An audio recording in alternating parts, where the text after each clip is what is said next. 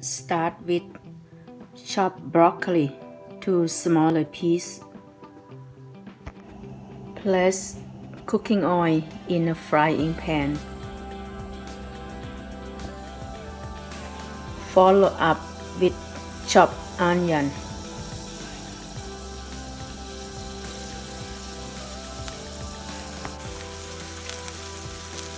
Now, onion is cooking, sizzling.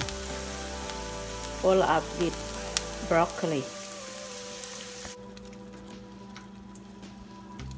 Follow up with water and soy sauce. Mix together. Let them cook.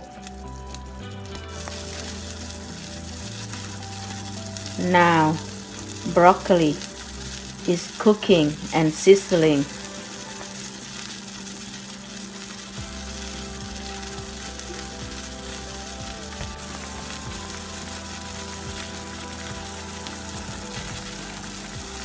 Broccoli is cooking, sizzling, and well done, ready to serve.